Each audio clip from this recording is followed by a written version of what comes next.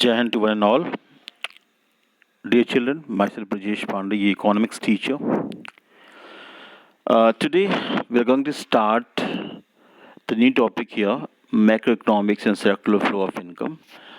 I'm making this video just for the revision as we've already completed this topic. Okay, so it will make your concept more clear regarding the topic. Okay, and if there is any flaw, you can contact me regarding it. Okay, so let us start the topic with the concept of macroeconomics and circular flow of income. So, what is macroeconomics? First, we need to know what macroeconomics. What is macroeconomics? Okay, children. After the Great Depression of 1929, Great Depression, which lasted from 1929 to 1933, this term came into effect in 1936, macroeconomics, when, a famous economist, John Maynard Keynes, when he published his new book, General Theory of Employment, Interest and Money. Okay, when aggregate demand fell, the stock exchange of U.S. crashed. Okay, and then this term came into effect. So, what is macroeconomics? Okay, it is a branch of economics which deals with aggregates or issues related to the economy as a whole, like inflation, unemployment, aggregate demand, and aggregate supply, national income. Okay, so these all things come under macroeconomics. I think you're familiar with macroeconomics. Okay, macroeconomics is a branch of economics which deals with the economic issues at the level of an individual. Like an individual person's income. Okay, and industry, individual industries. Production. Okay, all these things. Now, let's move ahead to the topic, that is circular flow of income. What is circular flow? Circular flow, the flow which keeps on going like a circle. Children, normally there are four sectors in the economy. Household, government, household, firms, government, and rest of the world. But in class 12th, this is restricted to only households and firms. So we'll study about households and firms now. Okay, what are firms? Firms are the units which do production. But how will they production? But how will do their production? For that, they need laborers. Okay, they need resources. So the households supply factor services to firms, and in lieu of that factor services, firms provide factor payments to households. Okay. Then again, households consume the things produced by the firms, and again they pay the money which goes back to the firm. In this way, this flow of income keeps on going. Okay. So the circular flow of income it refers to the cycle of generation of income in the production process, its distribution among the factors of production, and finally its circulation from household to firms in the form of consumption expenditure on goods and services produced by them. Okay, this is the definition of circular flow here. Okay, now we study some more concept. How many kinds of flows are there? Okay, so normally children, there are two kinds of flows. Real flow and money flow. Real flow consists of flow of goods and services, and money flow is related to the income. Let's study now. So in examination, when the differences come, you will write like always like this. First of all, you will write the basis. In every difference, you write the basis. Then the two topics: real flow and money flow. We are going to know about the differences. What are the main difference between real flow and money flow?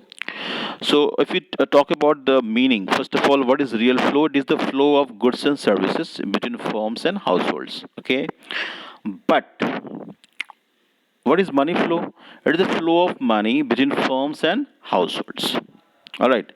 If we talk about kinds of exchange here, then It involves exchange of goods and services, real flow. Okay. And money flow involves exchange of money only. Okay. Difficulties in exchange. Okay. So there may be difficulties of barter system. Barter system, what is barter system? Exchange of goods and services is called barter system, which was prevalent in when money was not in the circulation. Okay. So like if a person wants to buy wheat in lieu of cow, then he has to search the person who has the wheat. So it needed double coincidence of want, barter system. Okay. Now, if we talk about money flow, then there is no such difficulties. Okay, we can buy anything from the money. Now, if you we know about the alternative name, so real flow, it is also known as physical flow, and money flow is also known as normal flow. Okay. Now, see some more concept of macroeconomics. Okay, like stock and flow. Before coming this topic, stocks and about talking about stock and flow, I'm just giving you one example. Okay, you take a bucket, you put the bucket beneath the tap. Okay, on the tap, start the tap. What do you see? The water will pour down into the bucket. The water which keeps on flowing, the water which just keeps on flowing, is related with the flow concept, and the water which is accumulated in the bucket is the stock concept. Okay, it's a very common thing, simple thing. Okay, like if you want to know about the money deposit in your bank account from 1st April 1991 to you know 1st April 1992. That is the concept of flow. Okay. But if we want to know about the total amount of money deposited in your bank account on 1st April 1993, then it will be stock concept. Okay. So first we see the meaning of stock. So stock variable is a variable which is measured at a particular point of time. Okay, but flow variable refers to that variable which is measured over a period of time. I have given an example regarding it. If you see the time dimension, so stock, it does not have a time dimension, but flow, it has a time dimension. If we see the nature of concept, so stock, it is a static concept, and flow is a dynamic concept. Okay, keeps on moving.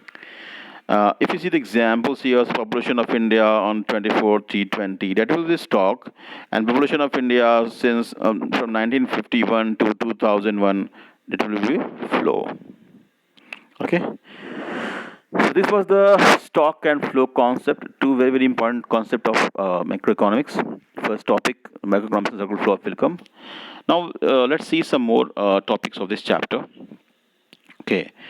Uh, okay. Let's see what is factor income. And what is the difference between factor income and transfer income? It is very, very important topic. Factor income and transfer income. Okay. I've told you already about factor incomes. Okay. So similarly, you will write the difference here also. We'll write the basis here, then factor income and transfer income. Okay. What is the meaning of factor income? It is the income received by factors of production for rendering factor services in the production process. Okay. Like households give their service to the firms. So they receive factor payments. है ना? Similarly, what is transfer income? It refers to the income received by received without rendering any production service. Without rendering any production service, this income can be received by a common person also, by government of India also, any particular thing. Now, what is the concept behind it? So factor income is the earning concept, and transfer income is the receiving concept. Factor income, you cannot get factor income unless you work. Okay, when you will do any particular work, then only you will receive the factor income. Okay, and this transfer income, for it there is no such kind of barrier. Example like rent, wages, interest, profit. Okay, these are from factor income. And in transfer income, we have scholarship, unemployment, allowances. This come in transfer income. If you talk about recipient of the factor income, then it is received by the factors of production, and transfer income is received by households and government. Okay, so this is the concept of factor income and transfer income. Okay, so we have studied several. Now we are going to study some more topics here. First of all,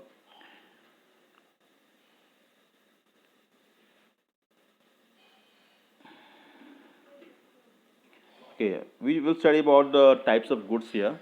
Okay, how many kinds of goods are there, and what are the uses of these goods. Okay, let's study now. Okay.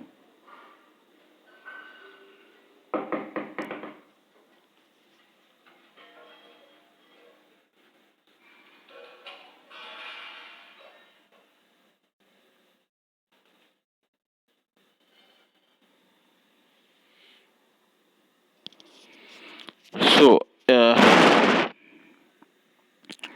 if you talk about the types of goods, then we have you know four kinds of goods. Okay, four kinds of goods we have: final goods, intermediate goods, consumer goods, and capital goods. So, what are final goods? The goods which we have crossed the boundary, which have crossed the boundary line of production and are ready for use by their final users. ठीक है ना? Like consumption of milk, bread by consumers. Then for producers, we see machinery. Okay, these are the final goods. They are ready to be used by the consumers. If you talk about intermediate goods, then goods which are used as raw materials or produced by the firms or resale, okay, are intermediate goods. Like iron used in the production of railway coaches, which are used as a raw material or produced by the firms for resale. Okay, these are intermediate goods. Okay,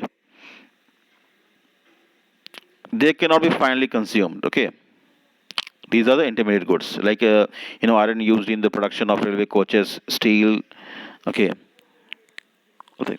Now, if we differentiate between these intermediate goods and final goods, it's very simple. You will make a meaning of it first, then purpose, then consumption. Okay, then you can write it, the remaining concepts. Now, in this way, we will write the differences. Okay, like if you see the meaning here, the intermediate goods, we write the meaning of both of them: intermediate goods, final goods. These are the goods which are still within the production boundary. Okay, intermediate goods and final goods, they are out of the production boundary. Purpose, what is the purpose behind it? These goods are resold for the production of final goods, and these goods are not resold by the firms. Okay, in this way you can write the differences between intermediate goods and final goods. All right. uh, then we have consumer goods also, like goods which are mainly used for the satisfaction of human wants.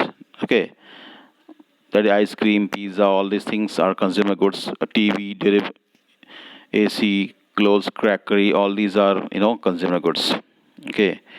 If we talk about capital goods, then we have the goods which are used in the process of production for several years and which are of high value are called capital goods, like buildings, plant, all these come in capital goods. So in this, children, we have completed this topic, the first topic, macroeconomics and circular flow of income. Okay, I will soon make you the new video for the next topic. Jai Hind. Dear children, let us begin the new topic today, that is macroeconomics.